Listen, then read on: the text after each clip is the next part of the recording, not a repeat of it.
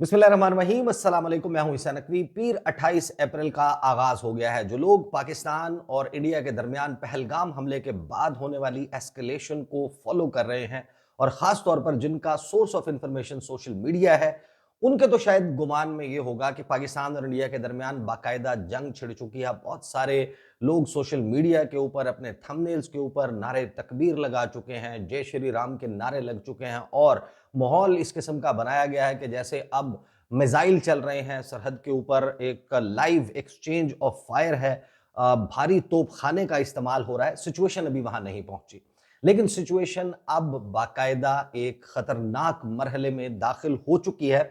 और इस वीडियो में मैं आपके सामने तफसील रखूंगा, जो तफसील न्यूयॉर्क टाइम्स सामने लेकर आया है।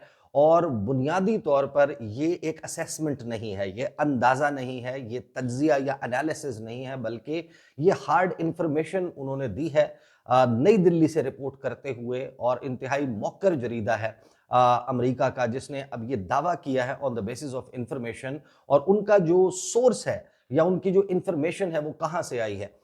इस पहलगाम इंसिडेंट के बाद इंडिया ने बहुत सारे दुनिया के ममालिक को इंगेज किया और एक दर्जन से जायद हुक्मरानों के साथ दुनिया भर में नरेंद्र मोदी की टेलीफोनिक कन्वर्सेशन हो चुकी है, बातचीत हो चुकी है। और उसमें भी मौजू पहलगाम हमला और उसकी आफ्टर मैथ था।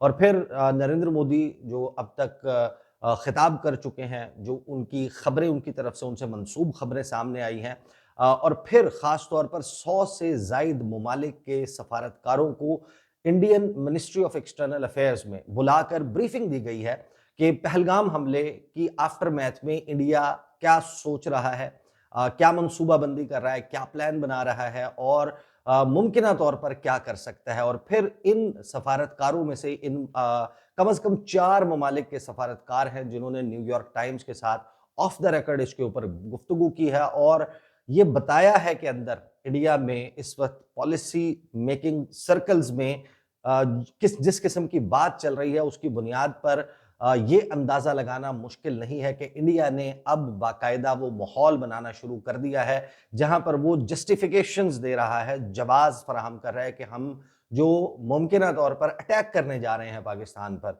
वो अटैक जो है उसकी वजूहात क्या है। अब न्यूयॉर्क टाइम्स ने जो आर्टिकल लिखा है वो मैं आपके सामने रख देता हूं। और इस वक्त जो खबरें चल रही हैं, कुछ उसका जायजा टुवर्ड्स द एंड लेंगे कि पाकिस्तान से किस किस्म की चीज़ें रिपोर्ट हो रही हैं। और सोशल मीडिया के ऊपर आपको मालूम है कि बहुत सारी माजी की वीडियोस, माजी की खबरें, वो भी इस तरीके से ब्रांड करके पेश की जा रही हैं जैसे ये अभी इस हालिया एस्केलेशन के बाद सामने आई है। यकीनन जो हालिया इंसिडेंट है उसके बाद तनाव उरूज पर है, लेकिन अभी ये उस पॉइंट पर, उस बॉइलिंग पॉइंट पर नहीं पहुंचा कि जहां पर बाकायदा आप ये कह सकें कि माहौल ऐसा है कि अब हर सूरत नागुज़ीर हो चुका है, it is point of no return. लेकिन उससे बिल्कुल पहले की सूरत हाल मालूम होती है। न्यूयॉर्क टाइम्स ने जो आर्टिकल लिखा है, बल्कि जो खबर रिपोर्ट की है नई दिल्ली से, उसकी हेडलाइन है कि India seems to be building its case for striking Pakistan. कि इंडिया ने अब अपना केस बिल्ड करना शुरू कर दिया दुनिया के सामने कि वो पाकिस्तान पर हमला क्यों करने जा रहा है। इसकी जो तफसीलात हैं वो बड़ी हैरान कुन है और बड़ी ही तफसील में उन्होंने पूरा इसका अहाता किया है जो हालिया एस्केलेशन है पाकिस्तान और इंडिया के दरमियान। और न्यूयॉर्क टाइम्स लिखता है कि since the horrific terrorist attack in Kashmir last week, के गुज़श्ता हफ्ते कश्मीर में हॉरिफिक जो टेरर अटैक हुआ है उसके बाद से जो इंडिया के वज़ीर आज़म हैं नरेंद्र मोदी, उन्होंने 1 दर्जन से ज़ायद वर्ल्ड लीडर्स के साथ टेलीफोन के ऊपर गुफ्तगू की है। और फिर 100 से ज़ायद ममालिक के जो सफारतकार हैं उनको फॉरेन मिनिस्ट्री में बुलाया गया है और उनको ब्रीफिंग्स दी गई हैं इस हमले और इसकी आफ्टर मैथ के हवाले से। आगे न्यूयॉर्क टाइम्स लिखता है कि ये जो एफर्ट है इंडिया का, ये जो डिप्लोमेटिक एफर्ट है, आपने देखा कि पाकिस्तान में भी एक डिप्लोमेटिक एफर्ट हो रहा है। पाकिस्तान के दफ्तर खारजा में दुनिया के मुख्तलिफ ममालिक के सफ़ीरों को, सफारतकारों को बुलाया जा रहा है। पाकिस्तान की हुकूमत जो है वो उसने भी अब रीच आउट करना शुरू कर दिया है वर्ल्ड लीडर्स के साथ और पाकिस्तान को भी इंगेज किया जा रहा है ईरानियन प्रेसिडेंट की तरफ से, फिर जो सऊदी अरब के फॉरेन मिनिस्टर हैं, फिर ख़ास तौर पर जो वांग वी हैं, चाइना के फॉरेन मिनिस्टर, उनका राब्ता इसहाक डार के साथ हुआ। और खैर ये this is a different subject. लेकिन जो ब्रीफिंग्स पाकिस्तान की तरफ से दी जा रही हैं, जो एंगेजमेंट पाकिस्तान की तरफ से हो रही है, वो डी एस्केलेट करने के लिए है। वो इस मामले पर या इस पॉइंट ऑफ व्यू से की जा रही है कि इंडिया जो है वो इस वाक़े को बुनियाद बनाकर और इसको इस्तेमाल करना चाहता है पाकिस्तान पर हमला करने के लिए। और इसका मकसद पाकिस्तान की ब्रीफिंग्स का ये है कि ये जो ज़ाहिर है कि सफारतकार हैं, ये अपने-अपने कैपिटल्स में रिपोर्ट बैक करेंगे और उनकी हुकूमतें फिर इंडिया के साथ एंगेज करें और ऐसी एस्केलेशन से बाज रहा जाए जिसका नतीजा या जो मुंतज हो सकती है एक न्यूक्लियर वॉरफेयर में, जिसको रोकने के लिए पाकिस्तान ये सब कुछ कर रहा है। लेकिन जो इंडिया की तरफ से ब्रीफिंग्स दी जा रही हैं, न्यूयॉर्क टाइम्स कहता है कि ये जो 100 से ज़ायद ममालिक के सफारतकारों को बुलाया गया है, ये जो डेंजरस फेस ऑफ है पाकिस्तान के साथ, उसके हवाले से इंडिया डी एस्केलेट करने के लिए नहीं अप्रोच कर रहा इन सफारत खानों को, बल्कि जिसको ज़ाहिर है कि पाकिस्तान के ऊपर वो इल्ज़ाम लगाता है कि पाकिस्तान ने पहलगाम हमला करवाया। बल्कि वो कहते हैं, न्यूयॉर्क टाइम्स कहता है कि 4 सफारतकार जो इन डिस्कशंस से वाकिफ़ हैं या वो वहाँ पर मौजूद थे, उनके मुताबिक New Delhi appears to be building a case for direct military action against its neighbour and arch enemy. कि इंडिया ने अब वो केस बिल्ड करना शुरू कर दिया है कि पाकिस्तान के ऊपर एक हमला हो, जो पाकिस्तान जो हमसाया भी है और आर्च एनिमी भी है, रवायती हरीफ भी हैं, विदाउट नेमिंग पाकिस्तान। आगे न्यूयॉर्क टाइम्स लिखता है कि पाकिस्तान का नाम लिए बगैर नरेंद्र मोदी ने जुमेरात के रोज जो तकरीर की, उसमें उन्होंने ये वादा किया कि स्वेयर पनिशमेंट, सख्त सज़ा दी जाएगी और जो इस हमले के पीछे हैं और जो दहशतगर्दों की महफूज पनाहगाहें हैं, उनको तबाह किया जाएगा। आगे न्यूयॉर्क टाइम्स लिखता है कि in an indication of how volatile the situation remains, कि ये अंदाज़ा लगा लें कि सिचुएशन इस वक्त कितनी वॉलेटाइल है, किस तरीके से पल पल बदलती हुई सूरत हाल है कि जो सिक्योरिटी फोर्सेस हैं पाकिस्तान और इंडिया की, उन्होंने छोटे असलहे के साथ कुछ फायरिंग के इंसिडेंट्स हुए हैं उनके दरमियान सरहद के ऊपर। इंडियन ऑफिशियल्स ने इतवार के रोज़ इस बात को कंफर्म किया और एक ऑफिशियल ने यह भी कहा कि 3 रातों से मुसलसल एक्सचेंज ऑफ फायर पाकिस्तान और इंडिया के दरमियान लाइन ऑफ कंट्रोल के ऊपर चल रहा है और ये 3 मुसलसल रातें जो हैं वो अब आ चुकी हैं। और फरवरी 2021 के बाद ये पहला मौका है कि इस किस्म की एस्केलेशन जो है वो लाइन ऑफ कंट्रोल पर देखने पर मिल रही है। इन कश्मीर इंडियन फोर्सेस जो हैं कश्मीर में, उन्होंने एक स्वीपिंग किस्म का क्लैंप डाउन वो शुरू किया हुआ है। सैकड़ों लोगों को वो गिरफ्तार कर रहे हैं और इसका मकसद ये है कि वो परपिट्रेटर्स जो हैं उनको पकड़ने के लिए ये सब कुछ कर रहे हैं। आगे न्यूयॉर्क टाइम्स लिखता है कि earlier India declared its intention, कि इससे पहले इंडिया ने अपनी ये जो इंटेंशन है ये जाहिर कर दी थी कि वो पाकिस्तान में पानी जो है उसका बहाव उसको रोकेंगे या उसमें तात्तुल लाएंगे, उसको तब्दील करेंगे कि जिस तरीके से वेस्टर्न रिवर्स का पानी इंडस वाटर ट्रीटी के मुताबिक पाकिस्तान में आता है। और पाकिस्तान का जो इरिगेशन सिस्टम है वो जितनी भी आबपाशी है वो इन्हीं दरियाओं के पानी से होती है। फिर उसके बाद ये लिखता है न्यूयॉर्क टाइम्स के it also ordered the immediate departure, के पाकिस्तान के जो स्टाफ मेंबर्स हैं पाकिस्तान के सफारत खाने में, उनको निकल जाने का हुक्म दिया। साथ ही पाकिस्तानी जो शहरी इंडिया में मौजूद हैं उनको निकल जाने का हुक्म दिया। और पाकिस्तान ने अपनी तरफ से जो बायलैटरल ट्रीटीज़ हैं उनको मुअत्तल करने के हवाले से बात की है।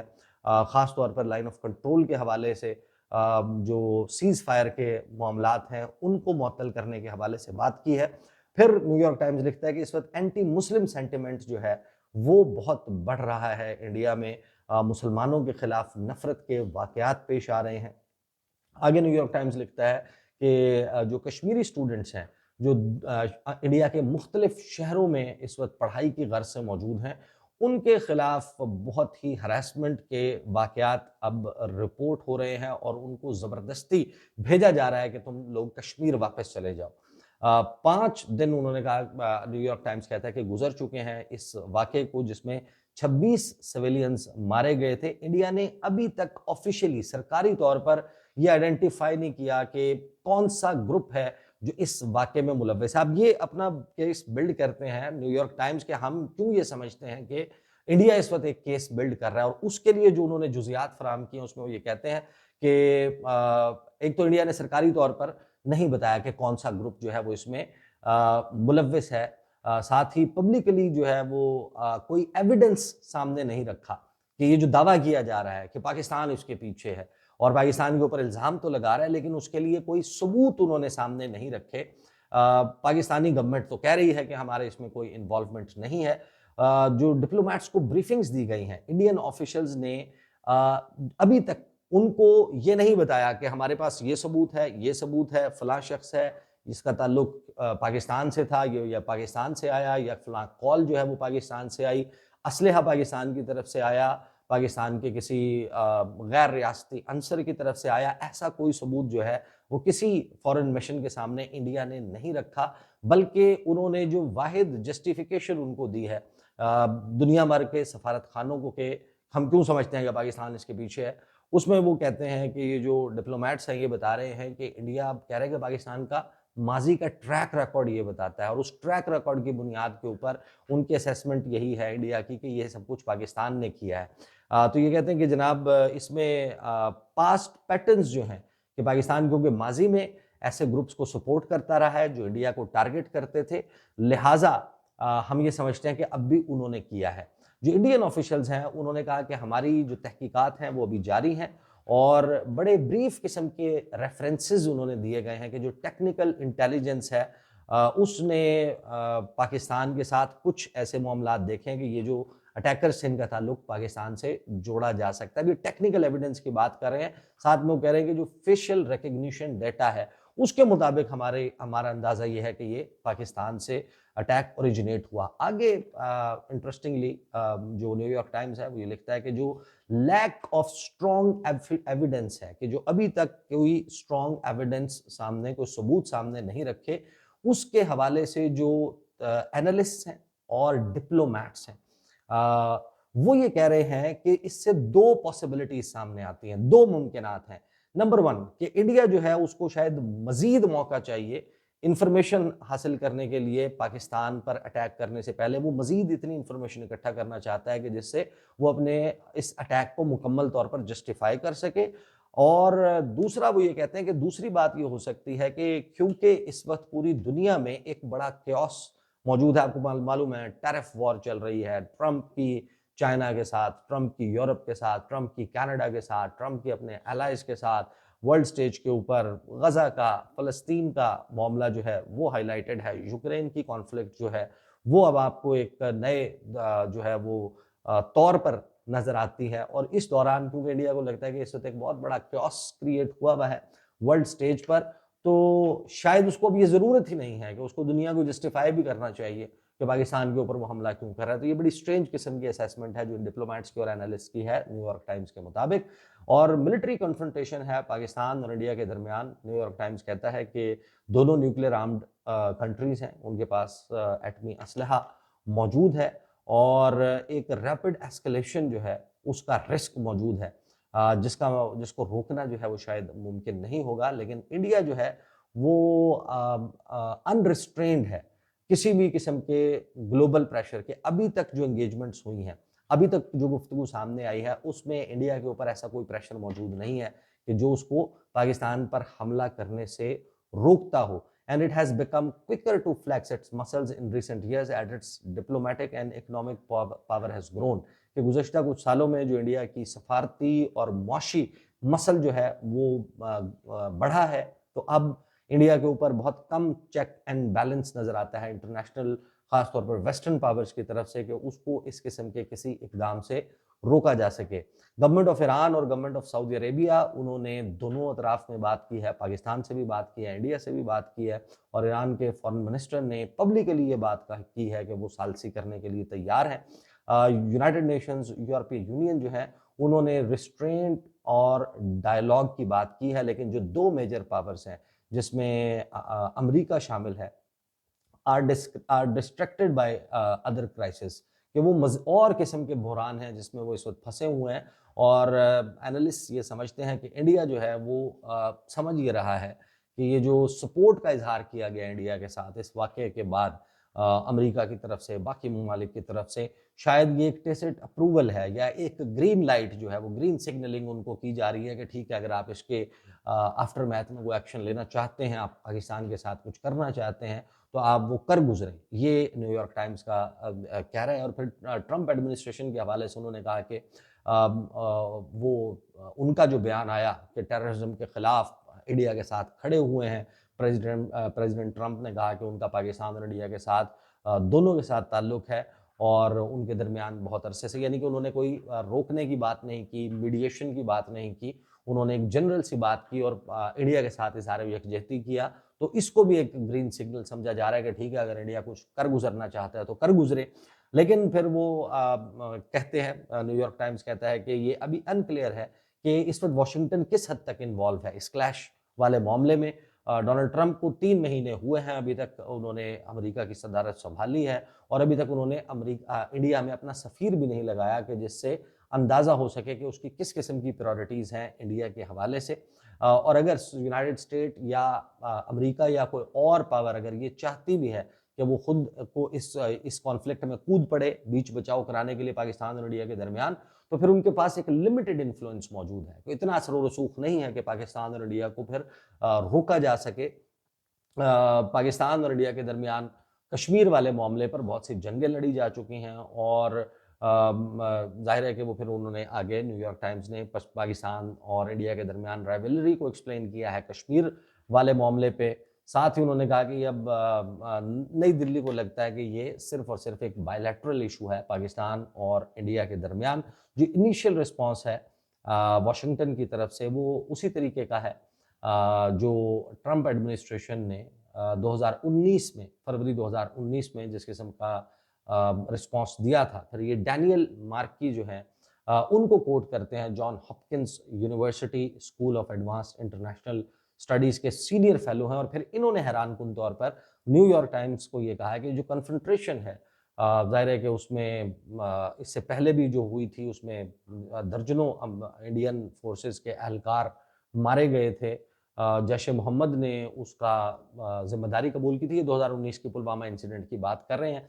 फिर वो आगे ये कहते हैं कि उस वक्त जो व्हाइट हाउस है उसने इंडिया के साथ सपोर्ट का ऐलान किया था और डिप्लोमेटिक प्रेशर जो है वो तो डाला था, लेकिन पाकिस्तान और इंडिया के दरमियान फिर एस्केलेशन बढ़ गई थी। और इस वक्त वो ये कहते हैं कि एक फंबल्ड रिस्पॉन्स जो है वो नहीं देना चाहता जो पहले इंडिया ने दिया था, जिस किस्म का एक जो कुछ हुआ था बालाकोट में कि वो कुछ साबित भी नहीं कर सका बाद में।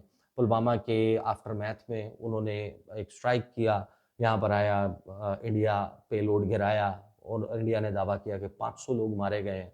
और बालाकोट में जब अगले ही दिन इंटरनेशनल मीडिया वहाँ पर पहुँचा तो देखा तो 2 दरख्त जो हैं वो तबाह हो चुके थे और कुछ कौवे जो ज़ाहिर है कि रात के वक्त उन दरख्तों पर मौजूद थे, उन कौवों की लाशें जो हैं वो पड़ी हुई थी। इसके अलावा कोई सिग्निफिकेंट डैमेज, कोई बिल्डिंग, कोई इमारत, कोई इंसानी लाशें, इस किस्म की कोई चीज़ वहाँ पर मौजूद नहीं थी। तो इंडिया को एक हज़ीमत उठानी पड़ी थी। तो इस वक्त वो ये कहते हैं, मार्की ये कहते हैं कि इंडिया इस वक्त कुछ डिज़ायर इंडिया में ये है कि अब जो जिस किस्म की वो तैयारी कर रहे हैं, लगता ये है कि वो एक फंबल्ड रिस्पॉन्स नहीं देना चाहते। And they want to do, India wants to do something spectacular, कि ऐसा कुछ करें कि जिससे मबहूत हो जाए, जिससे साबित हो जाए कि हमारी डोमिनेंस है, हम धाक बिठा दें पाकिस्तान के ऊपर भी और हम अपने जो शहरी जो उनकी डिमांड आ रही है, जिसको ज़ाहिर है कि इंडिया खुद अपनी जिंगोइज्म के ज़रिए सामने आगे लेकर गया है। तो उसके हवाले से वो कहते हैं कि जो the tit for TET cycle है कुड मूव रैपिडली, कि जो पाकिस्तान और इंडिया के दरमियान जो राइवलरी को सामने रखें, जो अदले का बदला लेने का रिवाज है कि उसने ये किया तो फिर हम भी करेंगे, वो 2019 की और बाकी मुख्तलिफ हवाला जात देते हुए ये बताते हैं कि फिर इसका मतलब ये है कि इस जंग को रोकना कोई इतना आसान काम नहीं होगा। जंग शुरू तो हो सकती है लेकिन फिर आसानी से रुकेगी नहीं। और फिर आगे वो पास्ट पैटर्न्स के हवाले से और जो उनके साबिक कौमी सलामती के मशीर हैं मेनन, उनको शिव शंकर मेनन के हवाले से वो ये कहते हैं कि मोदी के पास अब बहुत ही लिटिल चॉइस रह गई है, बहुत कम चॉइस है। उनको अटैक करना होगा। 2019 और 2016 में किया था, तो अब भी उनको अटैक करना होगा। इंडियन गवर्नमेंट के ऊपर इस वक्त बहुत ज़्यादा प्रेशर मौजूद है कि उनको पाकिस्तान के हवाले से कोई कार्रवाई करनी पड़ेगी। लेकिन फिर उन्होंने कहा कि tit for tat between the two adversaries was unlikely to get out of hand, कि इतना नहीं है, ये कंट्रोल्ड किस्म की होगी। खैर, इनकी असेसमेंट कंट्रोल्ड किस्म की है। अगली वीडियो में मैं आपके सामने रखूंगा जो पाकिस्तान के सफ़ीर हैं, जो मुख्तलिफ ममालिक में मौजूद हैं या रिटायर हो चुके हैं, उनकी असेसमेंट क्या है। जो मुख्तलिफ मौके पर इंडिया के साथ डील कर चुके हैं, उनकी असेसमेंट क्या है, और वो एक ख़तरनाक असेसमेंट है करंट एस्केलेशन जो पाकिस्तान और इंडिया में है उसके हवाले से। उसकी तफसील इंशाल्लाह अगली वीडियो में आपके सामने रखूंगा। अब तक के लिए इतना ही, इजाज़त दीजिए। अल्लाह हाफ़िज़।